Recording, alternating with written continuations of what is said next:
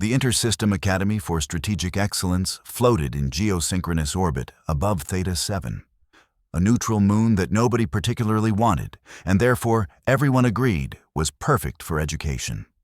It was one of those compromises that made sense only to bureaucrats and diplomacy committees. The kind of place where 17 different species sent their best and brightest to learn how not to accidentally start wars over trade route disagreements or improper antenna positioning during formal greetings. The architecture was aggressively beige, designed by committee to offend absolutely no one's aesthetic sensibilities, which naturally meant it offended everyone equally. Democracy in action, really. The Academy's stated mission involved fostering understanding between species, promoting tactical cooperation, and creating the next generation of military strategists who could work across cultural boundaries. The unstated mission involved keeping young hotheads from prominent families busy enough that they couldn't cause interstellar incidents while their parents conducted actual important business.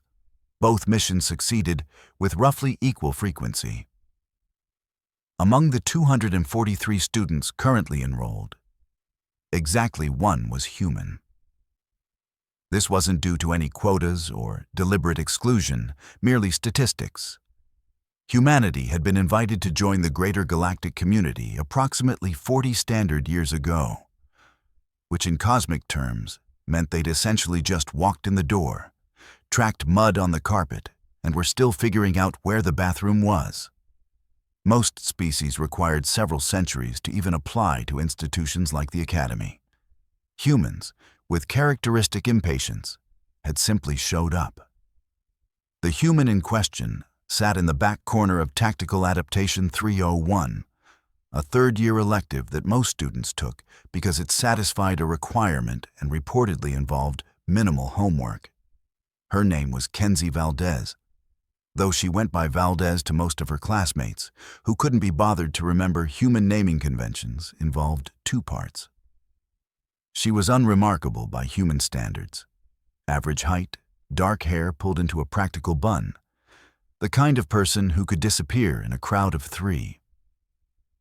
By alien standards, she was tiny, fragile-looking, and according to the official Academy medical assessment, possessed the physical capabilities of a mildly athletic child from most species present.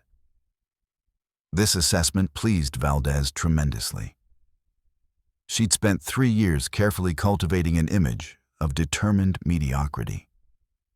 Not bad enough to wash out, which would defeat the purpose, but not good enough to attract attention. Her combat scores hovered precisely at the 52nd percentile.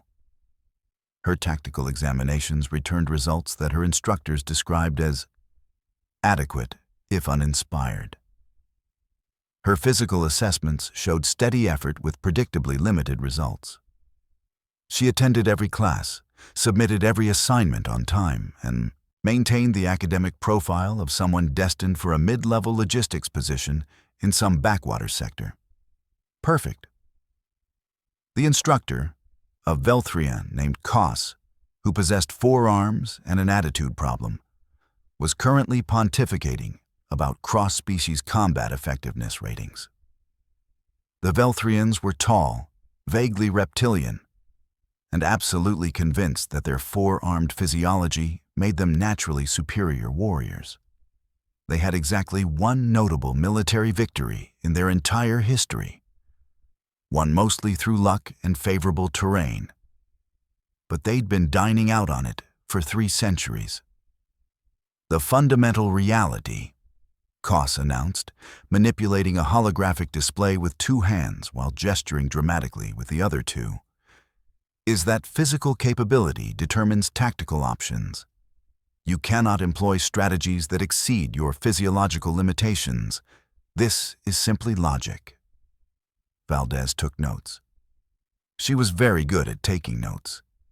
She'd filled 17 data tablets with notes over 3 years, none of which she'd ever needed to review because she remembered everything the first time. But taking notes looked studious, and studious was part of the brand.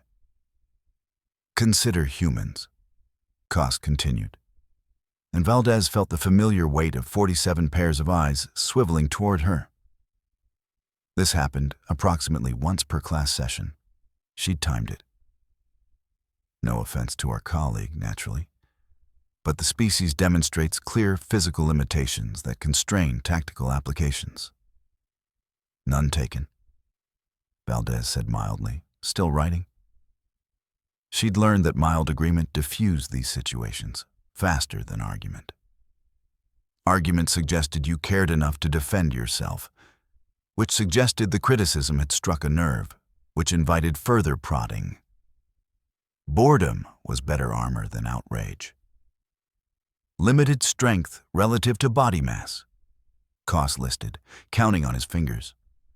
Single focus vision, bilateral symmetry restricting multitasking capability, slow regeneration, moderate sensory range, restricted environmental tolerance. He spread all 4 hands in a gesture of sympathetic regret. These are simply facts, not judgments. They were facts. They were also catastrophically incomplete, but Valdez wasn't about to volunteer that information. She made a note in her tablet. Instructor emphasizes physical limitations as tactical constraints. See also, why Velthrians lost the Kessler campaign. She didn't write that last part, just thought it loudly. Across the room, a Dorvathi named Kresh made a chittering sound that translated as laughter. The Dorvathi looked like someone had crossed a mantis with a bad attitude and given it opposable thumbs. No offense, Valdez, but how did your species even develop space travel? You're built like prey animals. Spite, mostly, Valdez replied without looking up. And thumbs. Thumbs help. This got a general laugh from the class. Valdez had learned that self-deprecating humor played well. It made her seem harmless, likable, even.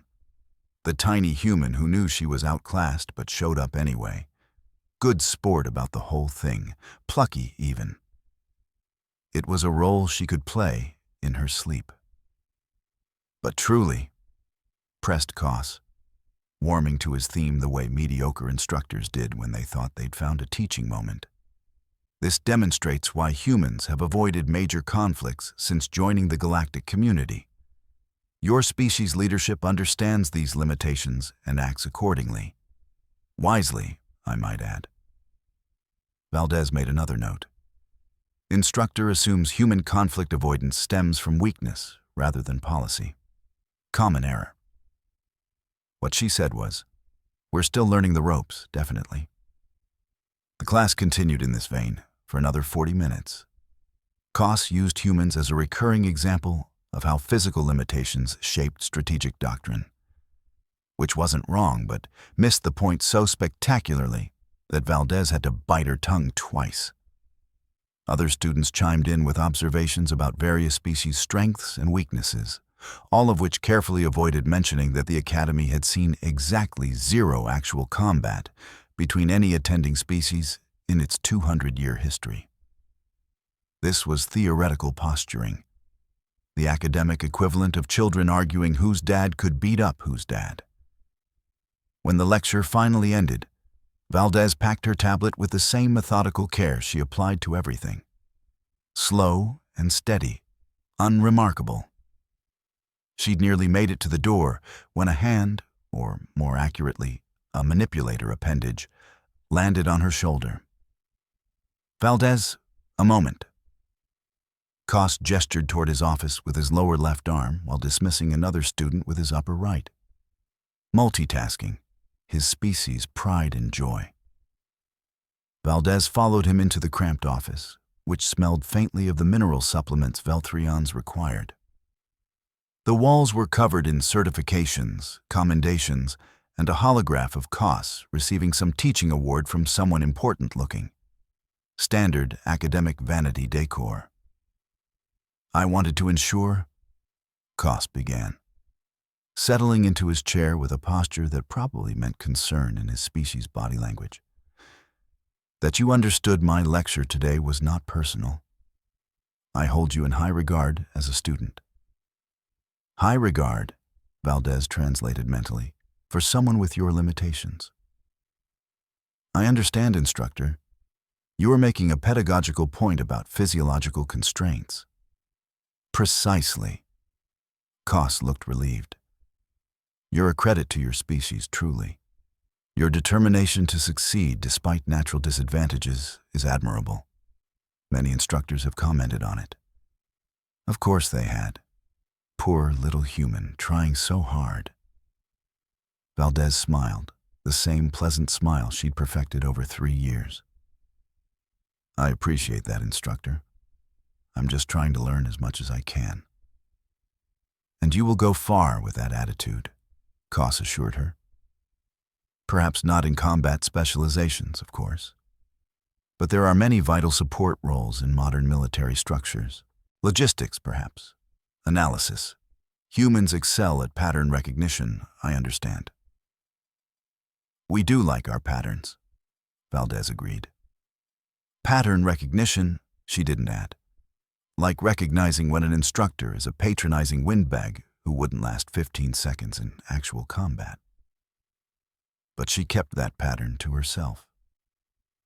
The next day brought physical adaptation trials, which was exactly as unpleasant as it sounded. The class gathered in Training Arena 7, a gymnasium-sized space with variable gravity, atmosphere, and temperature controls. The idea was to test how well students could adapt their combat techniques to different environmental conditions. The reality was an excuse for the naturally stronger species to show off while everyone else tried not to get injured. Today, announced the combat instructor, a massive three-noid named Vukis, who looked like an ambulatory boulder with anger management issues. We test adaptive response. You will face combat scenarios in non-optimal conditions. Your performance will be graded on technique, adaptation speed, and tactical awareness. The three-noids were built like tanks, moved like glaciers, and hit like meteor strikes. They made excellent combat instructors, primarily because their idea of gentle encouragement could crack ribs. Vukis was particularly old school, the kind of instructor who believed that pain was the best teacher and unconsciousness was just your body's way of saying you needed to try harder. Students were paired off by random selection, which everyone knew wasn't actually random but carefully calculated to avoid lethal matchups. Valdez drew Ren, a Kailari who resembled a bipedal wolf with 6-inch claws and an expression of permanent disdain. The Kailari were natural predators, faster than Velthrions, stronger than Dorvathi, and absolutely convinced that anything without fangs was basically a vegetable with delusions. Try not to die quickly, Ren suggested, flexing his claws in a way that might have been stretching or might have been a threat display. Hard to tell with Kailari. I'll see what I can do, Valdez replied, moving to the designated combat circle. Vukis set the environmental controls to 1.4 standard gravity and elevated temperature. Not enough to seriously impair anyone, just enough to make everyone uncomfortable. The goal wasn't to win, exactly, but to demonstrate proper adaptive technique while not getting dismembered. The match began with a buzzer that sounded like a dying air horn. Ren immediately rushed forward, because Kailari had exactly 2 tactical settings, aggressive and more aggressive. Valdez backpedaled, looking appropriately concerned, and attempted a defensive posture that her instructors had repeatedly told her was technically correct but lacking power. Ren's first swipe missed by 3 inches, which looked like a near miss but was actually Valdez's precise calculation. Too far, and she seemed overly skilled. Too close, and she might actually get hit, which would complicate the mediocrity performance. She countered with a strike that Ren blocked easily, making it look like she'd put genuine effort into an ultimately ineffective attack. The dance continued for 45 seconds. Valdez retreating, occasionally attempting counters that went nowhere, visibly struggling with the increased gravity that was actually barely noticeable to her. Ren growing frustrated, attacking more aggressively, convinced he was facing someone barely competent enough to avoid being shredded. Finally, following the script that all these training exercises followed, Valdez allowed herself to be swept into a grapple she could have avoided, executed a technically correct but practically useless escape attempt, and ended up on the mat with Ren's claws at her throat. Match over, exactly as expected. "Better," Vukas called out, though his tone suggested he was grading on a curve that started somewhere below actual competence. "Valdez, your defensive positioning improved, but you're still telegraphing your strikes. Ren, adequate pursuit, but you're too predictable in elevated gravity." Valdez nodded, accepting the criticism with appropriate humility. She'd telegraphed those strikes deliberately, naturally, because not telegraphing them would have resulted in actually landing hits, which would have raised uncomfortable questions. The entire performance had been carefully calibrated to show improvement from last term without actually demonstrating capability. As she returned to the sidelines, she caught fragments of conversation from a cluster of students watching the next match. Don't know why they bothered training humans in combat applications. Probably good for morale, makes them feel included. My clutch sibling said Earth military is basically ceremonial at this point. They know they're outclassed. Valdez grabbed a water container and drank, letting the conversation wash over her like background noise. This was the ecosystem she'd cultivated. Benign dismissal, casual condescension, the soft bigotry of low expectations. It was perfect camouflage. Nobody watched the harmless ones too closely. Nobody wondered what the mediocre student did in her spare time. Nobody asked questions when you performed exactly as poorly as they expected. The week continued in its established pattern. Tactical theory on Wednesday, where Valdez provided answers that were correct but uninspired. Strategic history on Thursday, where she took copious notes and contributed occasionally to discussions with safe, unremarkable observations. Xenopsychology on Friday, where she wrote a paper on human cognitive patterns that her instructor described as a competent self-assessment showing adequate introspection. Adequate, competent, unremarkable. These words appeared in her evaluations with satisfying regularity. The routine broke on station day, the Academy's mandatory assembly period where all students gathered for announcements, guests, lectures, or whatever administrative necessity required captive attention. Valdez settled into her usual seat in the back section, prepared for an hour of bureaucratic tedium that she could tune out while mentally reviewing actual tactical scenarios that interested her. Director Kesslin, a morphid who looked like someone had given a tree trunk administrative authority, took the podium with 3 of her 7 tentacle arms. Today's assembly focuses on practical military history.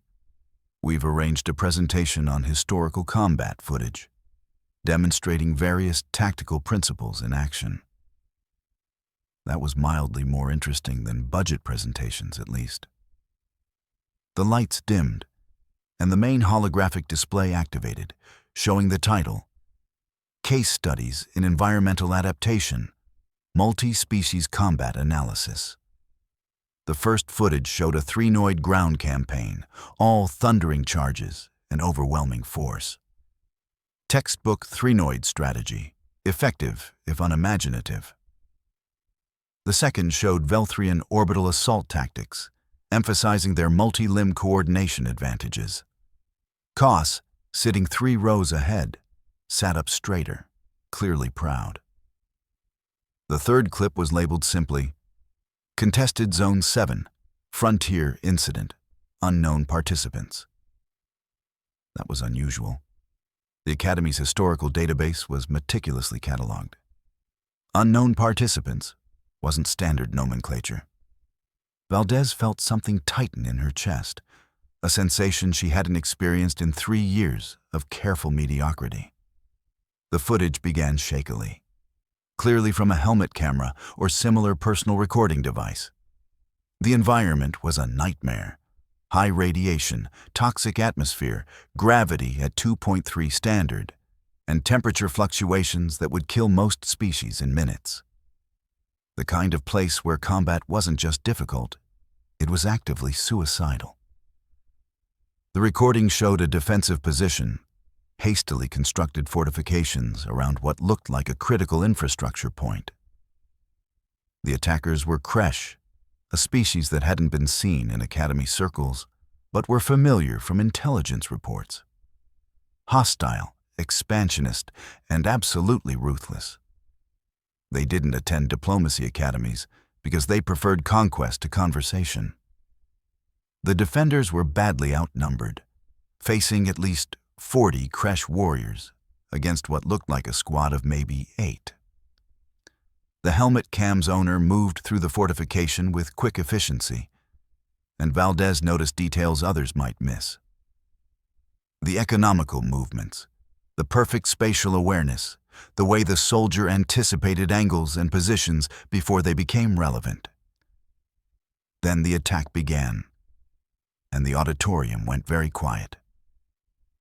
The defender moved like violence itself had learned choreography. First target dropped with a precision strike to a weak point in Kresh armor that shouldn't have been visible at that range.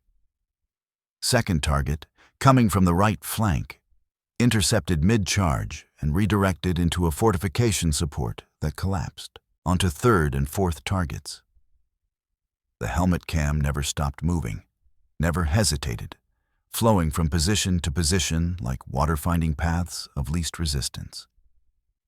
But it was the adaptation that made Valdez's carefully maintained mask almost slip. The gravity should have slowed everything down, but the soldier moved like they'd trained in heavy G their entire life.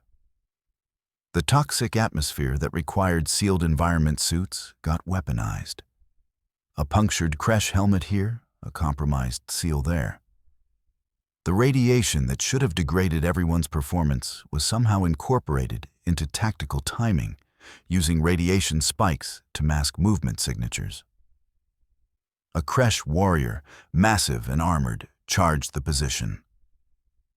The defender waited until the last possible instant, then used the enhanced gravity against the attacker's momentum, redirecting the charge into a fall that would have been recoverable in normal gravity, but became catastrophic at 2.3 standard. The Kresh hit the ground with force that cracked their armor, and the defender's follow-up strike was clinically precise.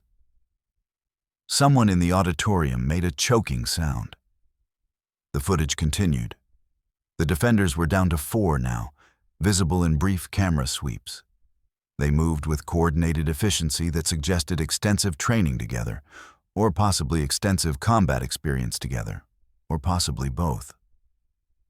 The Kresh kept coming, wave after wave, and the defenders kept adapting.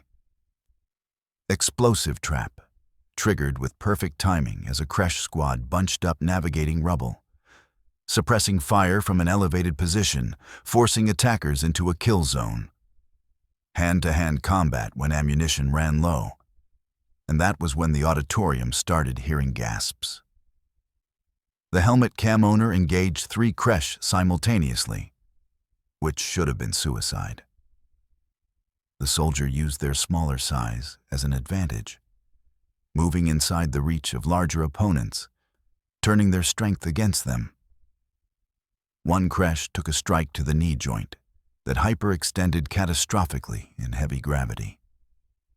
Another got a combat blade through a weak point in neck armor that most species wouldn't have known existed. The third managed to land a blow that should have been devastating. But the defender rolled with it, using the momentum to create distance and reposition. The fighting went on for 8 minutes of footage that felt like hours. When it ended, the defenders had held their position. The Kresh had retreated, leaving 31 bodies behind. The final shot showed the defender removing their helmet in the now secured position, and Valdez watched 47 students and 6 instructors recognize her face simultaneously. The auditorium lights came up to absolute silence. Valdez continued sitting exactly as she had been, expression carefully neutral, while every person present stared at either the frozen hollow screen or directly at her. Director Keslan recovered first, though her tentacles were doing something agitated. That footage, that was apparently misfiled in the database under unknown participants. We apologize for the, unexpected disclosure. She looked at Valdez. Student Valdez, perhaps you could provide context. Valdez stood, aware of the theater this had become, and moved to the front of the auditorium with the same unhurried pace she used for everything. When she reached the podium, she glanced at the frozen image of her younger self, helmet off, covered in various substances that weren't her own blood, looking very tired. "Contested Zone 7, she said, voice carrying clearly in the silent space. 4 years ago, before I enrolled at the Academy, I was part of a rapid response unit sent to prevent Kresh forces from capturing a terraform processing facility.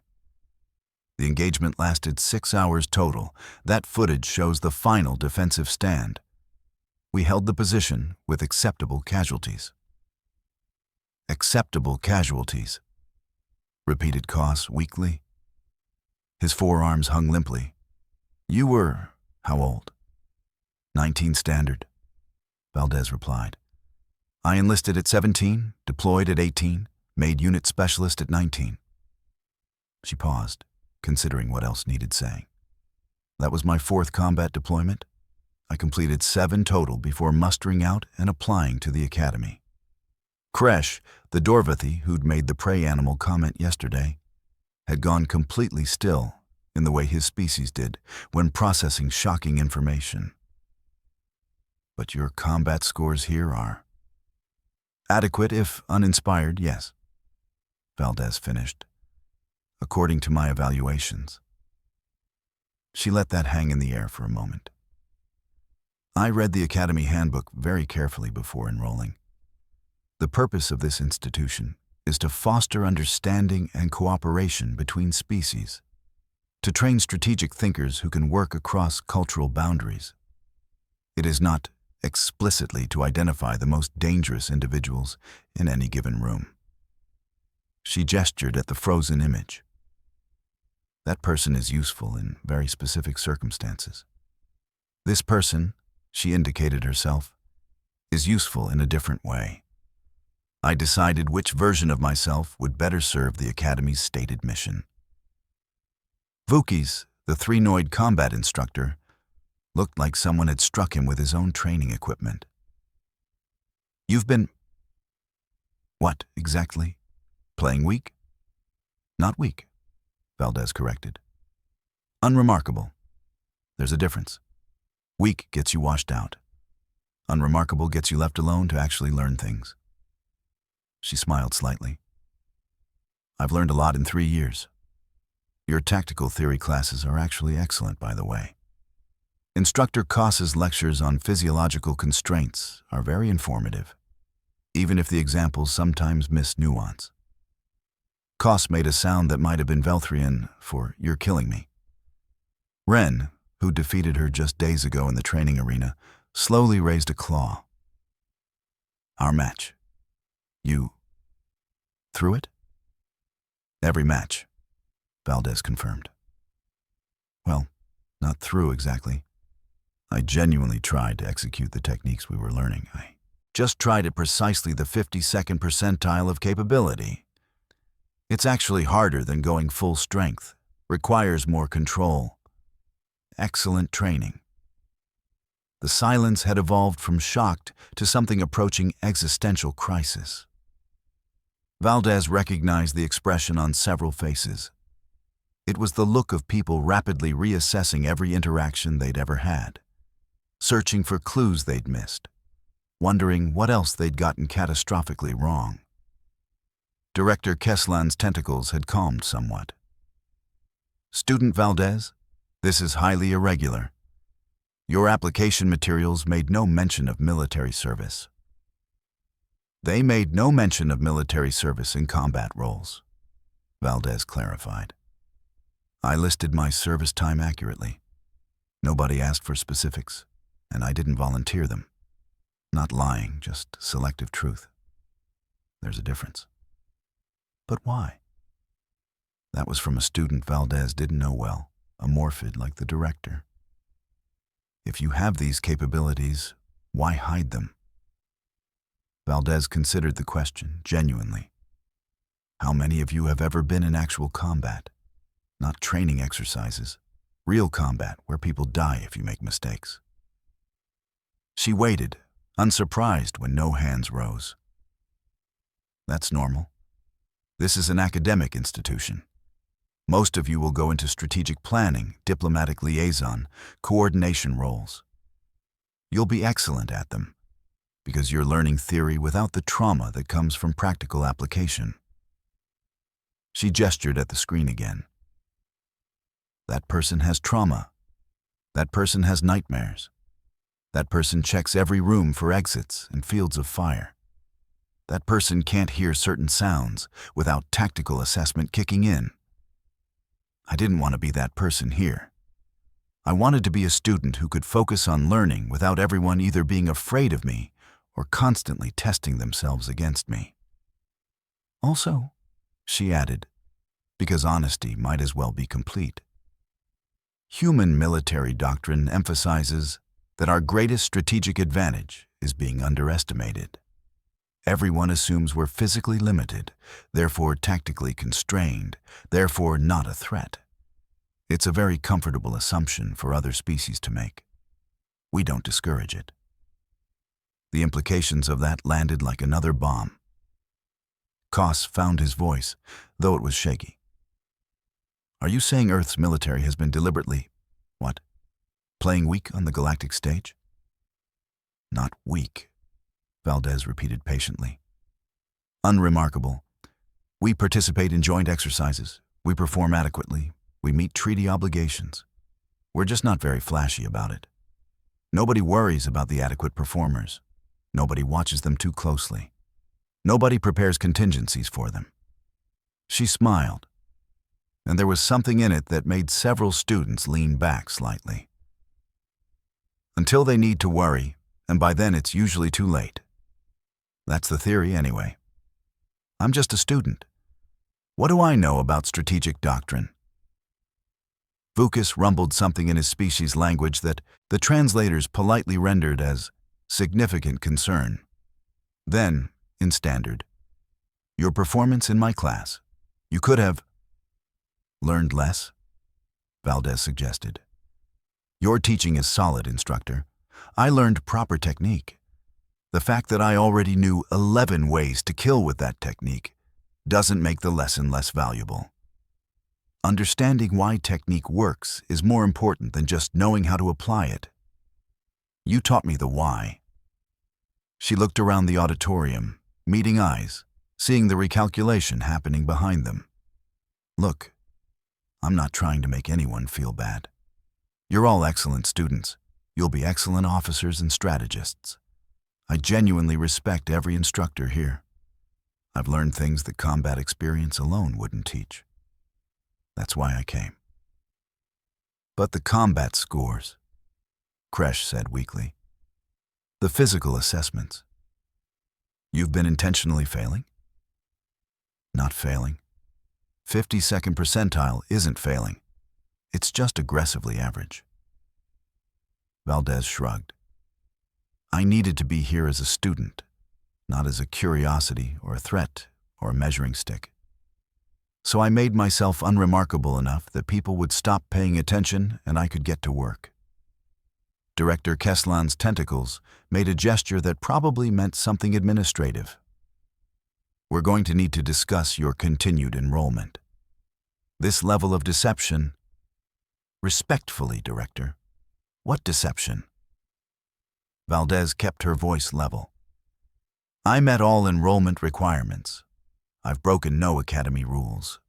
I've completed every assignment to the standard required. I've harmed no one.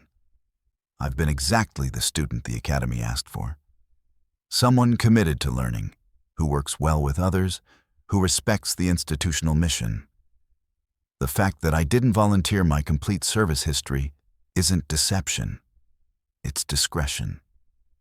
She paused, then added, "Also, my government would prefer if I continued my enrollment. Earth takes education seriously, and we'd be disappointed to have our student expelled for the crime of being better at combat than expected. It might raise questions about what else we're better at than expected." The threat was polite, almost gentle, but it was definitely a threat. Keslin's tentacles twitched in what might have been irritation or resignation. "We will discuss this. For now dismissed, all students, except you, Valdez." The exodus was rapid and very quiet. Valdez waited while the auditorium emptied, watching her classmates file out with backward glances, whispering to each other. Tomorrow would be interesting. She'd gone 3 years cultivating benign invisibility, and now she'd have to navigate actual visibility. When only the director and senior instructors remained, Kesslin gestured Valdez closer. That was quite the revelation. "Not my first choice for how it happened," Valdez admitted. "But I suppose it was inevitable. Database security isn't what it should be." Indeed. Keslin's tentacles arranged themselves in what might have been thoughtfulness. "Your point about discretion versus deception has merit. However, this creates complications." "I imagine it does," Valdez agreed. "Though I would point out that nothing has actually changed. I'm the same student I was this morning. I have the same goals, the same commitment to learning. The only difference is that everyone now knows I could have scored higher on physical assessments if I'd wanted to." Vukas rumbled. "Could have scored higher. That's putting it mildly." "Modesty," Valdez replied. "I'm trying to cultivate it. New approach." Koss, who had been silent, finally spoke. "My lectures, about human limitations. You sat through all of them. Why didn't you say anything?" "Because you weren't wrong, instructor. Humans do have those limitations. We're not as strong as Threnoids, not as coordinated as Velthrians, not as fast as Kylari. Those are facts." Valdez met his eyes. "The error is assuming that limitations equal weakness. We have limitations. We just build our tactics around them instead of pretending they don't exist. It's actually very practical." "And the other students," Kesslin said. "How do you intend to proceed with them?" Valdez considered. "Same as before, probably. I'll attend class, complete assignments, try to learn. They'll be awkward for a while, then they'll adjust. People adapt. It's kind of what we all do." "You can't go back to being unremarkable now," Vukas pointed out. "No," Valdez agreed. "But I can be remarkably normal about having been unremarkably competent. New strategy, same goal. I'm adaptable." Kesslin's tentacles made a gesture that was definitely resignation. "Very well. Conditional continued enrollment. You will meet with me weekly to discuss integration concerns.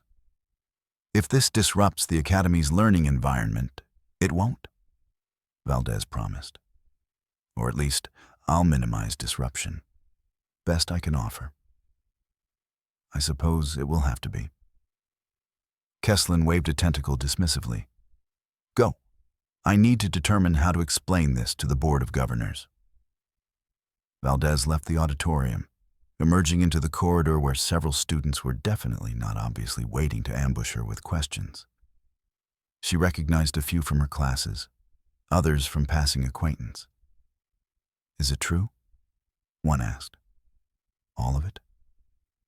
"The footage was authentic," Valdez confirmed, "if that's what you mean." "But you've been here 3 years," another student said. Acting like you could barely fight? Why? Already explained that, Valdez replied. Wanted to learn, not perform. Turns out being the interesting human is less educational than being the boring one. She started walking, and the cluster followed like particularly uncertain ducklings. What's going to happen now? Kresh asked, antennae twitching nervously. Tomorrow there's advanced strategic planning at OR 900, Valdez said practically. I'll attend. Take notes. Probably contribute adequate if uninspired observations. You'll all stare at me for the first 15 minutes, then get bored and focus on the actual lesson. By next week, this will be old news. She glanced at them. Or everyone will be weird about it forever and my education will be compromised. But I'm optimistic about the first option.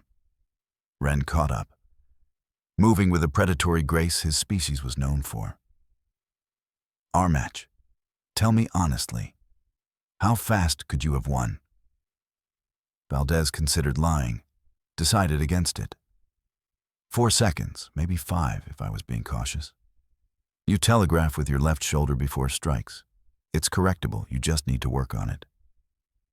He stared at her. You've been coaching me? While pretending to lose?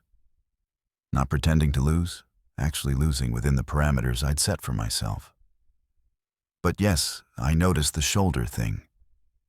Mentioned it to Vukas once. He worked it into a general technique lecture. You've gotten better since last term. I thought I was improving through my own skill, Ren said, sounding almost offended. You are, Valdez assured him. I just provided observation. You did the work. That's actual improvement. The group walked in silence for a moment, processing. Finally, one of the Morphids spoke up. What's it like? Actual combat? Terrible, Valdez said immediately. Loud, confusing, terrifying. Lots of waiting, then everything happens too fast. People die, sometimes because of mistakes you made, sometimes randomly. The nightmares are worse than the actual fighting. She paused. But you asked, so that's the honest answer. It's not glorious. It's not fun. It's just necessary sometimes. And if you're good at it, you survive to feel bad about it later. That's horrible, the Morphid said. Yes, Valdez agreed. That's why I came here instead of re-enlisting. Fighting is sometimes necessary. Learning how to avoid fighting is better. Strategy and diplomacy that prevent wars are worth more than tactics that win them. They'd reached the residential section. Students peeled off toward their various quarters, still processing, still uncertain. Valdez made it to her room and sealed the door, finally allowing herself to drop the careful neutral expression she'd maintained. 3 years of careful mediocrity, gone in one accidentally accessed database file. She'd have to adapt, find a new equilibrium, figure out how to be simultaneously competent and educational. It would be challenging. She found herself smiling. Challenging was good. Challenging meant learning. And really, wasn't that the point? Her comm panel blinked with incoming messages. 17 from classmates, 6 from instructors, 1 from Earth's diplomatic liaison that just read, "Explain, immediately." She'd answer them later. Right now, she had an assignment due for advanced strategic planning, and being accidentally outed as dangerously competent didn't exempt her from homework. The essay question was about balancing force projection with diplomatic overtures. Valdez read it, considered her answer, and began typing. She kept it, adequate, uninspired, exactly the kind of work she'd been submitting for 3 years. Some things didn't need to change. Though she did add a footnote about how underestimation could be its own strategic advantage, with proper references to several military theorists. It seemed relevant. Tomorrow would bring stares, whispers, awkward questions. Next week would bring adjustment, recalibration, new dynamics. Next month, maybe normalcy of a different kind.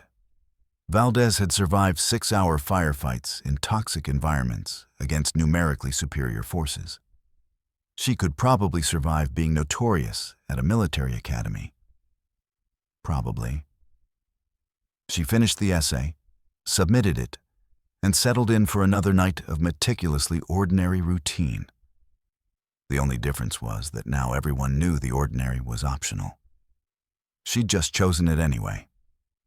The really funny part, she reflected as she prepared for sleep, was that the combat footage they'd seen was from her 4th deployment. Her 7th had been significantly more impressive, but there was no reason to mention that. Some things could stay unremarkable. She slept soundly, as she always did. The nightmares she'd mentioned were real, but manageable. 3 years of peace had helped. 3 more years of education would help more. And then, maybe she'd be qualified to help others avoid needing the skills that footage had displayed. That was the goal anyway. Unremarkable, adequate, and desperately trying to make combat experience obsolete through better strategy. The universe would probably have other plans. But Valdez had learned to adapt. It's what humans did best, after all, even when everyone assumed they couldn't.